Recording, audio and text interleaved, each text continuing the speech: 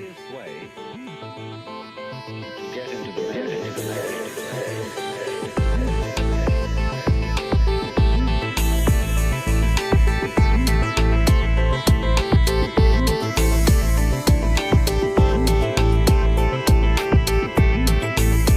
Wholeness and welcome. This is Josh Dipple of Integrating Presence. And today I have Melissa Mayer, right? Not Meyer. The gals at the coffee shop that I sometimes work on with the computer are listening. I have to ask, are you any relation to John Mayer?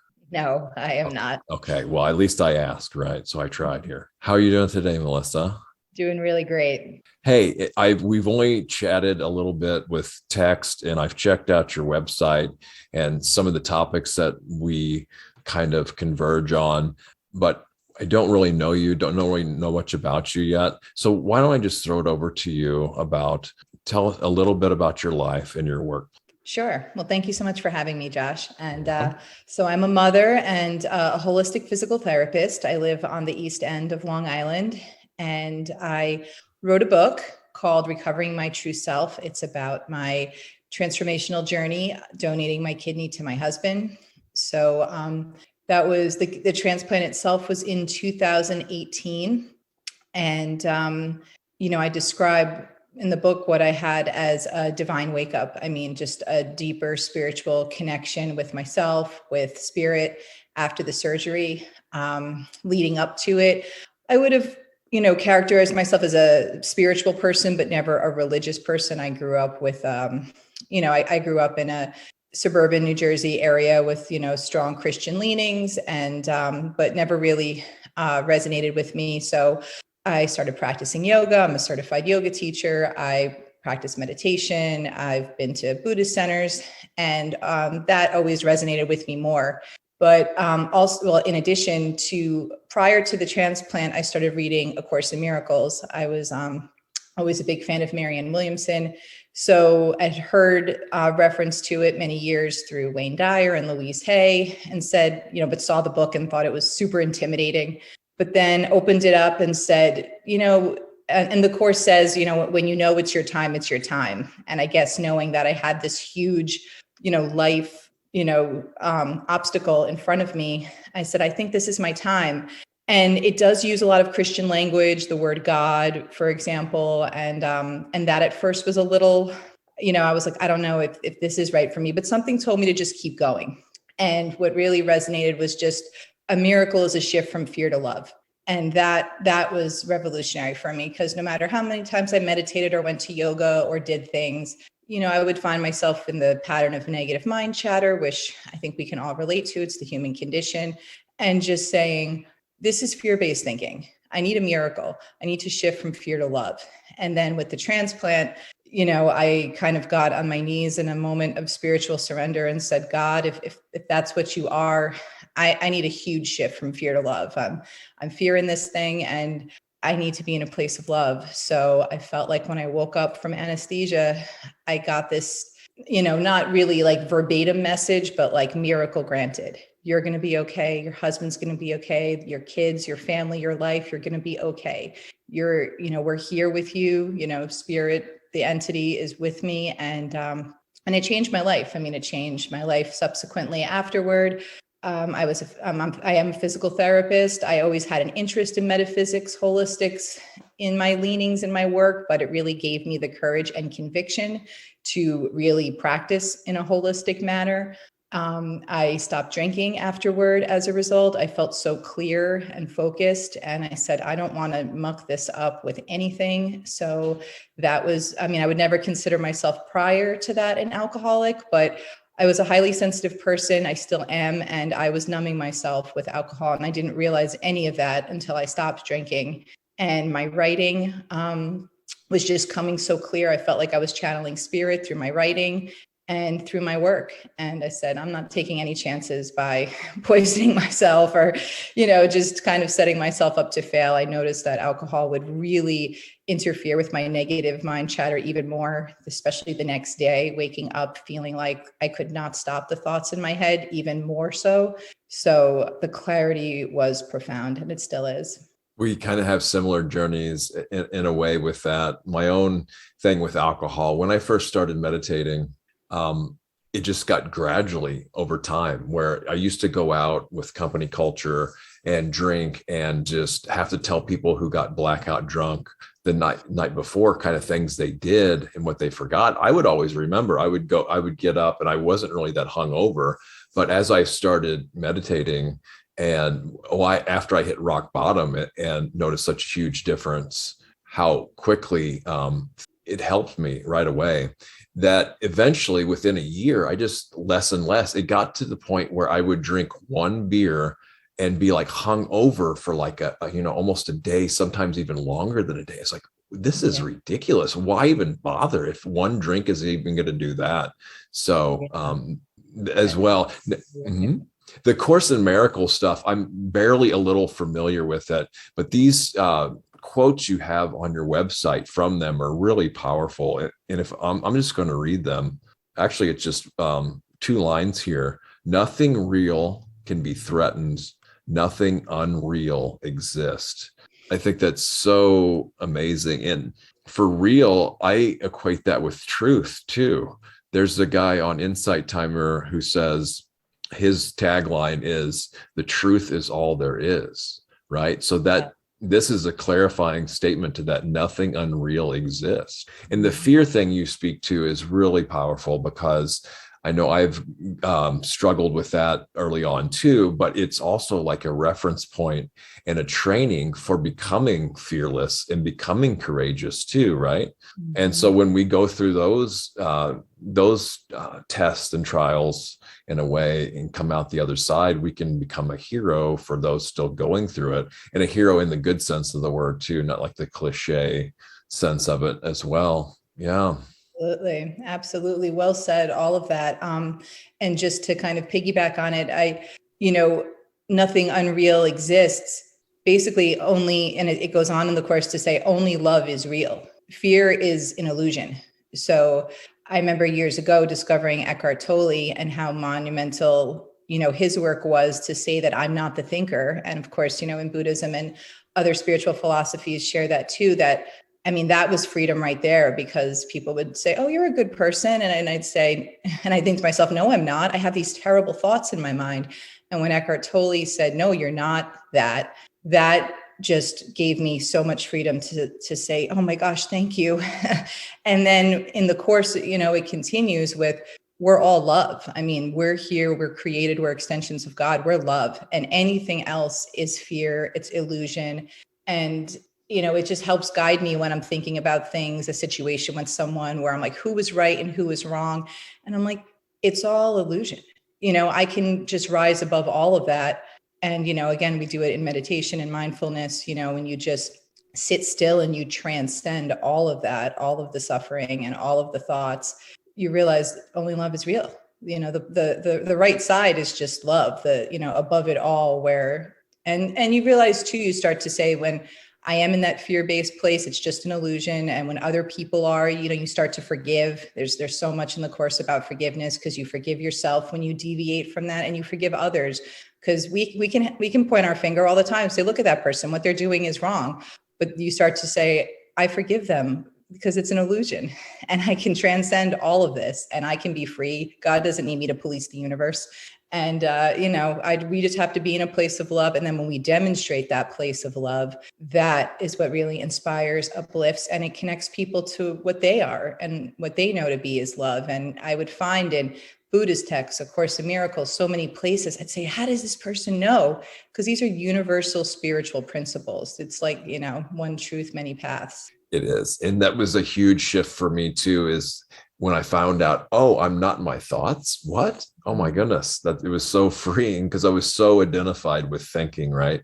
And then the love thing, another way to put it too, that I found helpful is that, it's either love or a cry for love, right? Mm-hmm. And so, yes. And then there's this tagline I like to repeat, even though where it comes from, I'm not totally in alignment with everything there, how it's conveyed. But this bottom line on this website, whatonearthishappening.com, is all is love, fear is an illusion, all beings are free, truth can never be destroyed. And Yes. so it's just like, that's one of the bottom lines there are out there, and that I know of.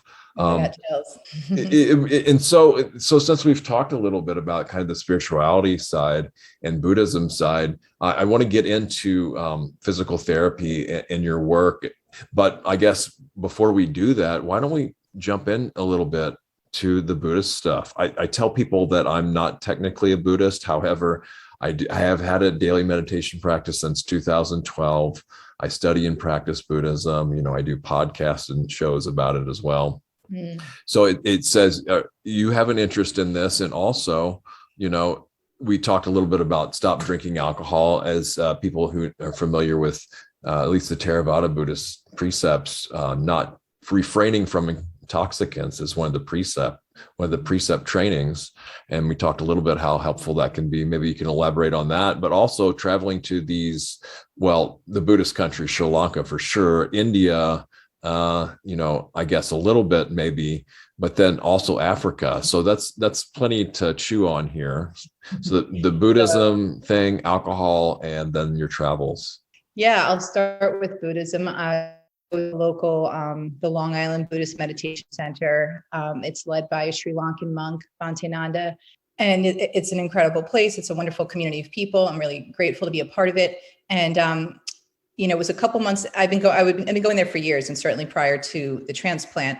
But a couple months after the transplant, a good friend of mine who helps run the temple called me up, and he said, "Melissa, we're going to Sri Lanka. You need to come." And I said, Don, I just, we had surgery a couple months ago. I'm wrapping Christmas presents for the kids. I can't go to Sri Lanka. And I was in my writing room and I was working on my book. And then I thought to myself, when have I ever been invited to Sri Lanka? What kind of opportunity would that be? And as I'm writing a book about, transformation and all these things, and I said, and maybe I could get some real good work on my book done in Sri Lanka. So, I just had this moment where, and the first chapter of my book is called Life Outside Your Comfort Zone, and it was, again, one of those moments of like, step outside your comfort zone and say yes. So I said yes. And it ended up being the cover of my book. On the cover of the book, you see me on the top of Mount Sagiri. And it was this incredible, incredible trip. Bhante Nanda was, our local monk who's the teacher there. He was being recognized by the president of Sri Lanka. There was literally a ceremony where the president bowed to his feet for bringing Buddhism to the West. So just to be there, we were kind of like his entourage, so to speak.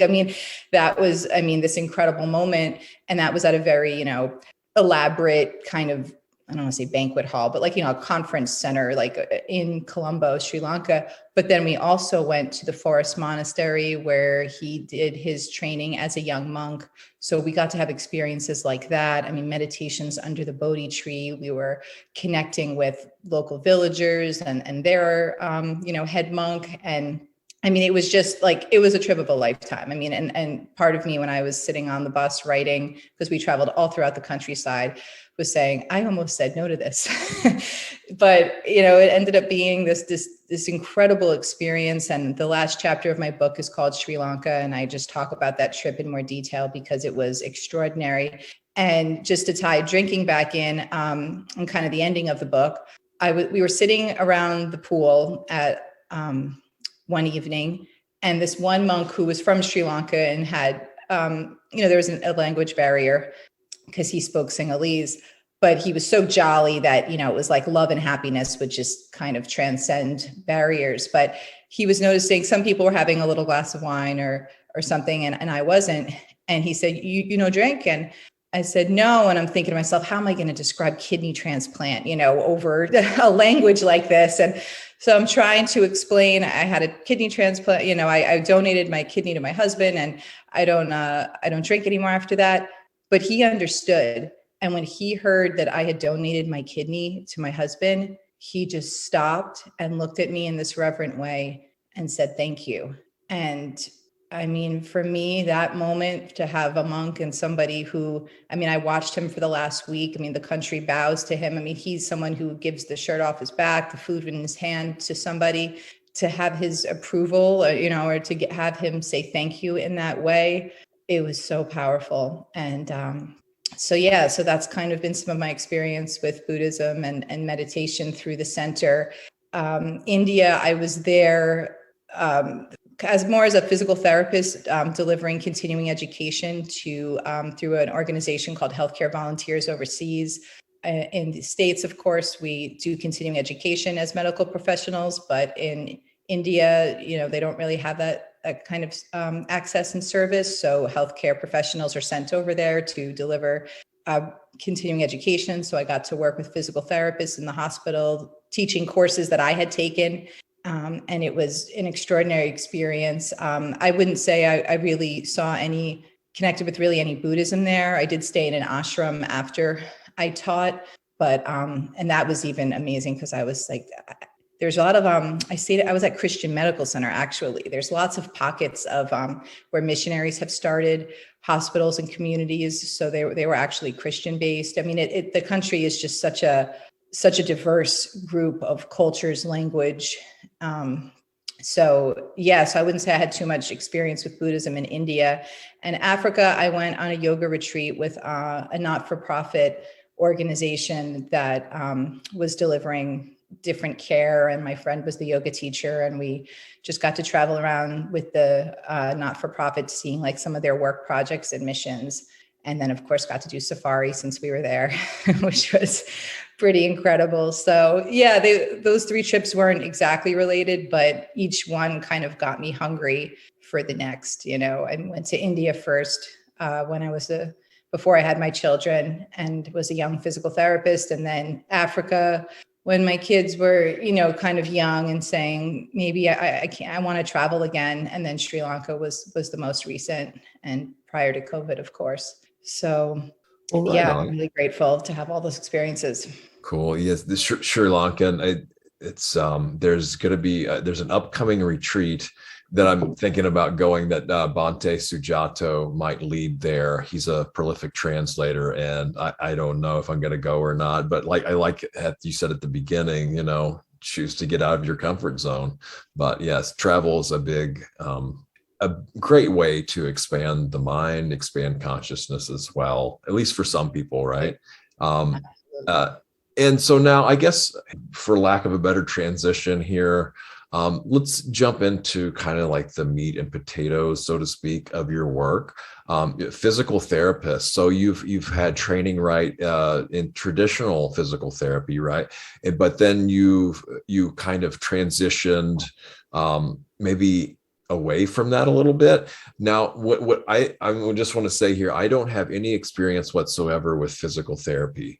The folks I do talk to about it, I know one of my yoga teachers just had a hip replacement, and her friend, who was a yoga teacher of mine too in the past, she had the same hip replaced, and I see this happen, I think, more frequently now than I could remember, when I was younger. I don't know. However, there's like 3 main kind of stories or things I see with people doing physical therapy in the traditional Western model, for lack of a better word of that. You get the one, it's just like another prescription, right? It's kind of like taking a pill. They're told to go do it, so they just do it, right? It's, there's really no questioning or anything beyond that, which is okay, right? As long as the system works, and it's good for them, well, then I guess that's okay. I don't know. I can't speak from experience. The other one would be like kind of a people pleasing thing, right? Oh, I'm doing this, I'm doing exactly what they say. I'm going to get better. I just follow exactly what they say, and that's all I have to do, that kind of thing. That's not quite as common. The other one is kind of like, oh, this is kind of constraining. They're not real. They can only kind of go by the book, and there's only a few things they can do, and it's very limiting, constraining, and it just they don't seem to be doing all they could, or it seems like there could be stuff beyond this that could help me too, but I'll just kind of go along with it because I don't know what else to do. Exactly. And I mean, you hit the nail on the head there. I mean, I went to physical therapy school, and because my uncle had a stroke, and it was, I used to go with him to his physical therapy when he was at a rehab facility. And, I felt a real deep connection to the work of trying to get this person to walk again. I'd always liked sports and exercise. but I'd also felt a deeper connection to healing and to health. So, I was like, here's a good start. But right from the beginning, I felt a deeper need to be a healer, but I just didn't know what that meant. And I said, I want to learn the rules before I can break them. So went to school, and I'm glad I did it that way, because I mean, the traditional healthcare model is complicated, and and for some reasons, for a good reason. I mean, the body is complicated, and you have to know how to recognize red flags, and to know when shoulder pain is shoulder pain, or when there's something a lot deeper going on, like a hemorrhage, or so I'm glad, just to practice safely, I'm glad I went down that road. And then, not to mention, there's complexities in different healthcare environments. I worked in hospitals and outpatient centers and rehabs. There's so many different diagnoses and things and nowadays it's even more complicated. Patients have, so many diagnoses, and you have to know what those are and how those connect. So I'm glad I went to physical therapy school in a very traditional manner. And physical therapists, in my experience, are very ethical people, very thorough knowledge, well-educated people. So I'm proud to be a part of that field. My husband's a physician. I do very much honor people that practice in the traditional healthcare setting. If you're sick, the doctor is a really good place to start. But I think a lot of us these days are realizing, after we see the doctor and get our blood work done and get our screenings done to make sure there's not something more damaging and dangerous that needs to be treated appropriately, a lot of us are just kind of are longing and realizing that we need something deeper. And practicing in traditional physical therapy clinics for years and dealing with, like you said, just the limitations, documentation, insurance, overscheduling. I mean, physical therapy practices have to schedule people every 15 minutes if they want to pay their bills, if they want to pay for the building to have electricity. So, in that sense, it gets overstimulating, it gets overwhelming, a lot gets lost. There's not enough time with the practitioner. And being a highly sensitive person, I mean, that would really start to get to me at the end of the day. I'm like, I'm seeing all these people and I'm not even connecting with them.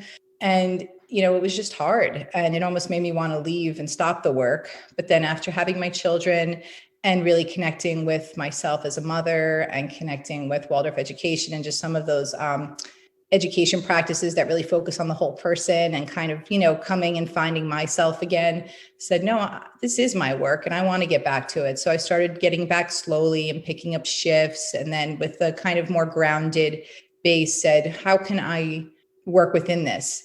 And then before I knew it, it was time for the transplant, and had that divine wake up, like I explained earlier, wanted to write a book about it, which was totally therapeutic. And then I said, you know what? I went to a yoga class in my neighborhood, and the yoga teacher who owned the studio said, why don't you start doing some therapy sessions here, like private sessions? And I said, that would be perfect. It's in a yoga studio. The space is right. The energy is right. I can get people that are hurt back to their yoga practice. So I started there, and then, people were starting to say, like, well, just come to your house, this way you don't have to pay rent, because I felt like I had to charge them a lot because I had to pay rent with the studio owner. So people started coming to my house. And then with COVID, we did a nice renovation. So now I have like my own healing space that is just set up for them. It's down in my basement, but it has this earth energy that is really amazing. And I can do body work with them, myofascial release the tension from their body, and do yoga poses with them. And I do acupuncture cupping. I mean, there's just lots of different, energy therapy and clearing. And then at the end, we always do a final meditation to just relax, connect, ground, and kind of, like I say, like turning the computer off and back on and resetting it to just let everything kind of come together. So I love it. I'm grateful to find this niche. And it took a lot of time getting here after, like I said earlier, the transformation kind of really gave me the courage and conviction to say, what you've wanted to do. You've wanted to do this for years. Now it's the time, and it just all came together. So cool. The point you made at the beginning is really important too. Having, knowing the rules before you can break them, and just having that grounding and knowledge and training in how everything works. I mean, so you have that huge reference point, and you have all that knowledge and wisdom, and you can now bring it even to your own house, which I think is really cool, because if some people get into like a, a yoga studio, mostly it's a cool space, right? But it's kind of impersonal in not the best ways. Sometimes, I mean, some places are really great and people connect in a community right away. But if it's somebody going into their own home, the person cares about the space, right? And it's actually kind of a part of who they are in a manner of speaking. So Yeah. I feel that's really helpful. And the person, there's a trust there too, letting someone in your house for healing as well. Now I have to ask though, I mean, I'm sure you get this on most of your other interviews, and it seems to be like the most kind of life-changing event, not only for you, but if anybody would have gone through this, having a kidney transplant. So might as well just talk a little bit about that before we get into, I'd like to talk about some of the education things. I'm interested in some of that, but this huge life-changing event of going under the knife, I mean, actually having your own body cut open in order to help another, right? Yeah. Yeah. So, I mean, it was my oldest daughter's 10. So when I was pregnant with her, I was sitting in the midwife's office, and my husband, who, like I said, is a physician, but was a resident at the time, came to meet me, and I knew something was on his mind. And he had seen a new nephrologist because his old one had retired, also at Columbia Presbyterian, where, we had worked in New York City. And he said the new doctor said it was time to get it, he needed a transplant. So, on some level, we knew that this was a possibility, but to kind of get it at that time was intense. But at the same time, thank goodness we talk about our meditation practices that grounded us. I said, all right, well, what do we do? And he says, we need a donor. So thankfully, we had family and friends that were willing to get tested to be a donor. I was pregnant at the time, but the best match was me, and I wanted to be the donor. So at that point, the nephrologist said, well, you have a living, willing donor that results in the best outcome. We can wait a little longer, to watch your creatinine, your kidney levels. We can monitor them. And then when we get to, kind of we were at a red flag point, but when we get to the real red flag, then it's time to, really spring back into action. So they didn't know if that would be 6 months, a year, but miraculously it was 7 years. So I was able to have my first daughter, able to have my second daughter. We moved out of New York City to the East End now, where we live, this beautiful beach community. I was able to connect, like I said, being a mother, and was just transformational in and of itself. And then it was 7 years later where the doctors, because they were monitoring him closely, said, okay, now it's time. So then it was a scramble of chest x-rays and all this diagnostic testing to, really get it in motion. And I was doing lots of inner clearing work. I was doing lots of meditating, beach walks, writing, just all these things to like therapy. Like I was by myself a lot. Like I couldn't really be around too many people. I just had to really stay like grounded and focused. And like you said earlier about alcohol and one drink, I had noticed the week before the transplant, I'd had one glass of wine, and I said, and my mind started going. And I thought to myself, I need to be focused here. I'm going to have surgery. This is a huge moment emotionally, vulnerably, physically. I need to be focused. I can't have any of this. I can't have this distraction. So I stopped a week before, and, again, just doing kind of all that inner preparation work. And then when I described earlier, that kind of moment of spiritual surrender, I mean, I remember laying on the table, and I wrote about this in my book, just affirmations left and right, just looking at everybody saying, I bless you. I wish you, the highest good, for all the energy that you put into me. May it be professional, may it be purposeful. I was talking to my kidneys. I said, goodbye, left kidney. You've served me well. Continue your divine mission. Right kidney, I know you can handle the work of, my body on its own. And just like the whole time, just staying in this kind of grounded, meditative space. And then when I went to sleep, just waking up, it was just this, it was so transformative. I mean, that's why I wrote a book. I said, I have to tell this story, because when I woke up, I said, I can't believe what's just happened. My life has changed. This obstacle became an opportunity, to serve, to connect, to recover my true self, which is the title of the book. So Yeah, it was very, very powerful and profound. Thanks for sharing that. And we'll the that inner talk and is so cool too.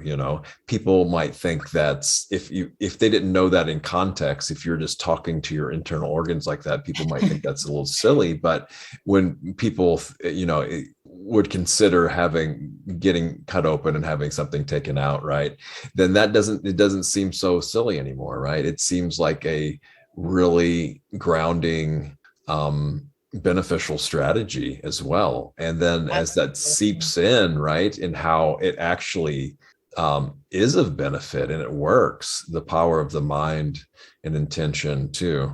And you can just tell Definitely. by the way you put that forth, and embody Thank you. that. It's beautiful. I worked with an intuitive reader right before the surgery. She had never met me before. I was on the beach, but that's what she does. She does intuitive readings, and she was reading me like a book. She's like, "I see water." I said, "Yeah, I'm sitting at a beach," and I said, I'm having this really huge life-changing event happening before me. And she said, "I see spirit inner wrapped around your organs. I see it in you. I see your spirit guides surrounding you. I see your organs wrapped up with this energy."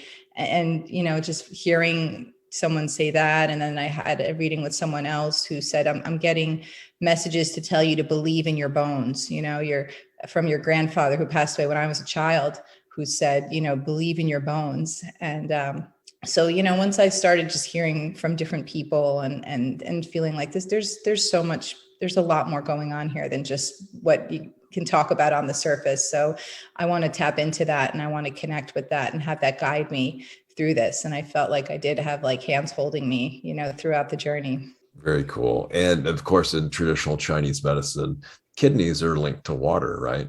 And Mhm. so, yeah, being at the beach and living where you live on Long Island, being surrounded on most sides by water, right? Pretty much.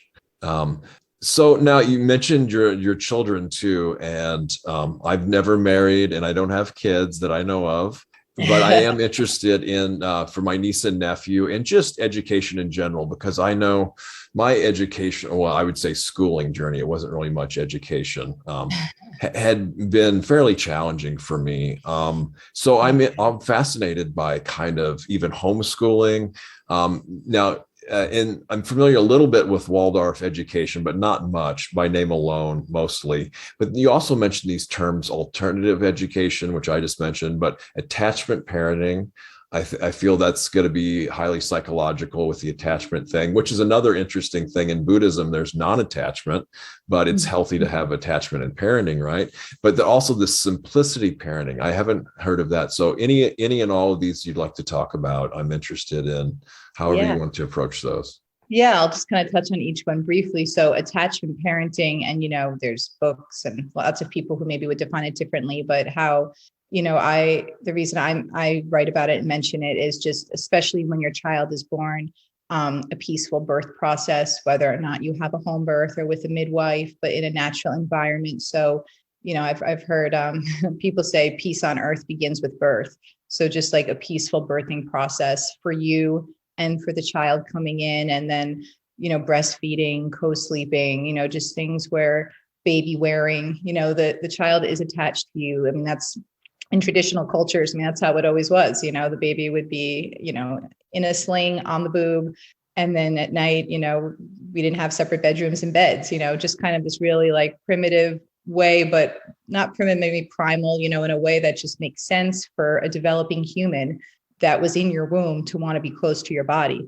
And then they naturally leave. They start walking and they walk away. So, people would say, "Oh, aren't you worried they're never going to get out of your bed or off your boob?" And they are in school now, far away from me. I mean, they move and they grow, and kind of the lesson of teaching independence through having dependence met, where we're just like, they need to be independent.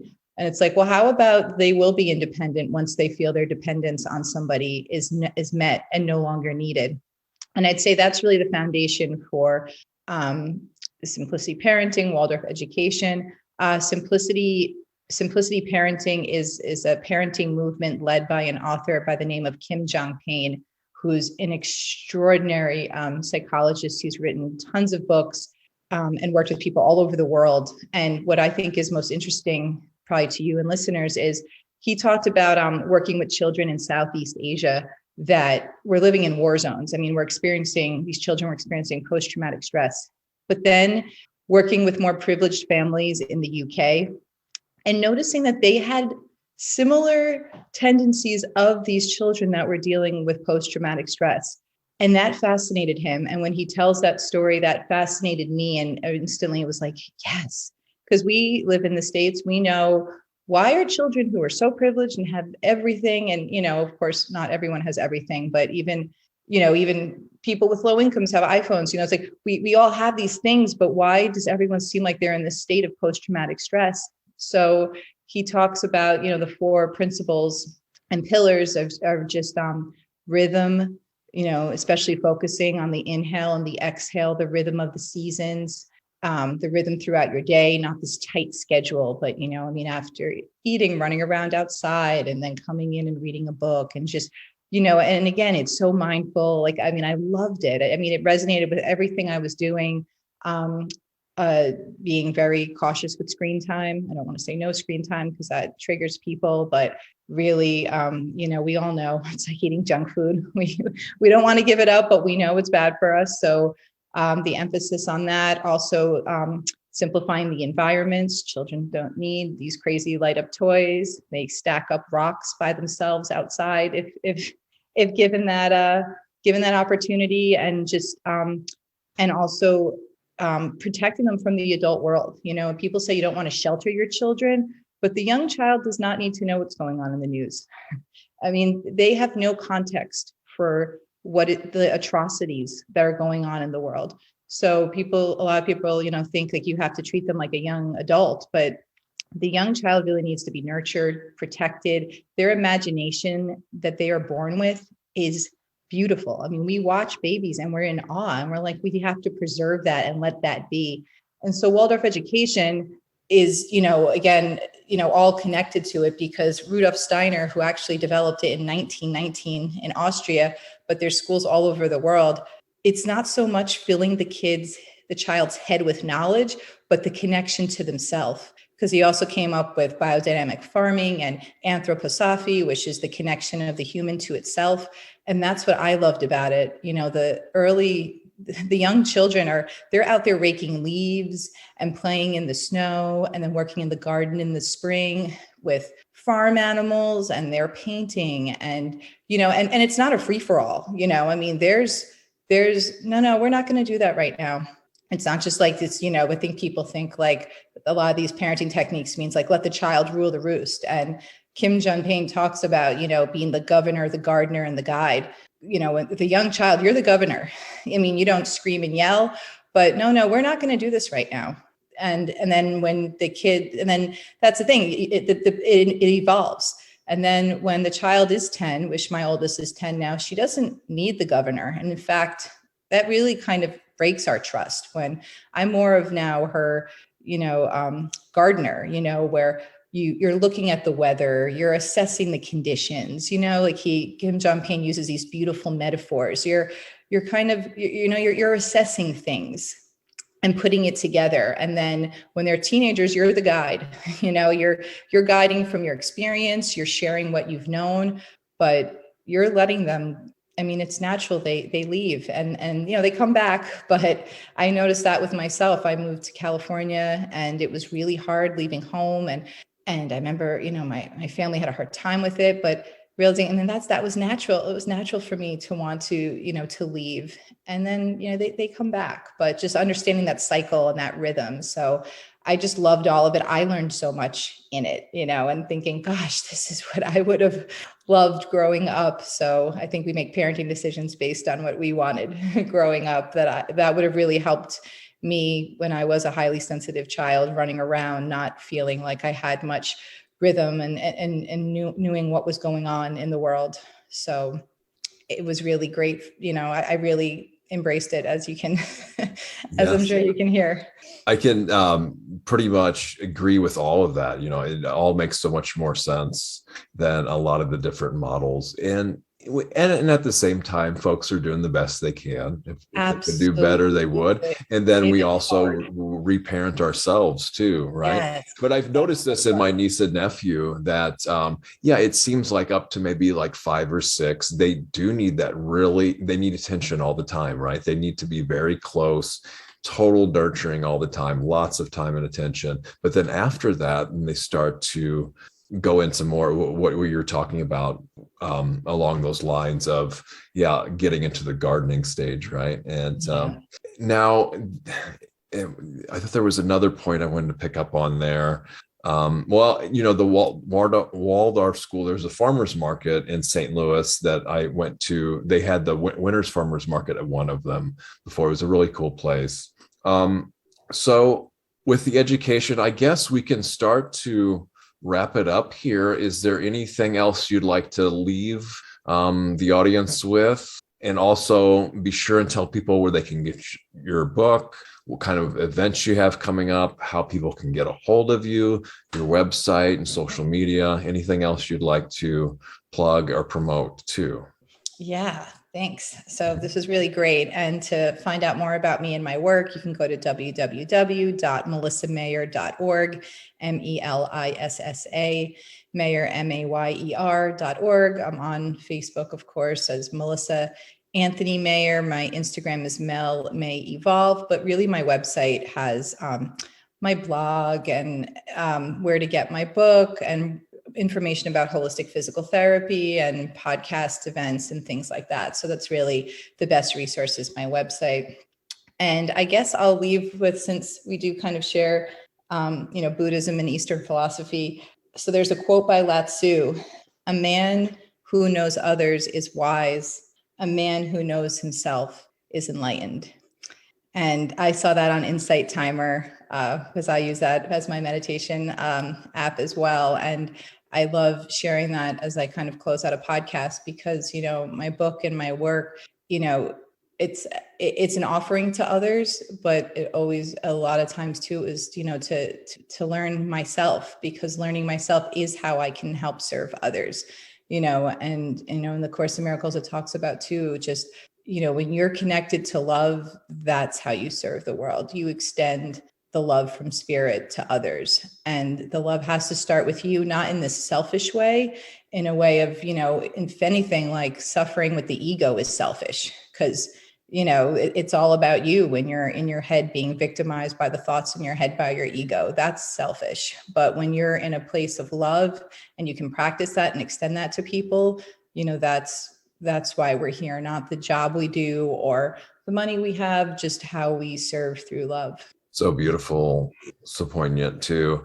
And I tell people in the Christian tradition sometimes, love your neighbor as yourself. But if you don't love yourself, how can you love your neighbor to the degree you that makes sense, right? Absolutely. So thanks so much for joining, Melissa. It's been a pleasure. And yeah, it's great. Thank you so much for having me, Josh. You're welcome. And may all you listening be blessed with an optimal, ideal level of consciousness and energy. Bye now.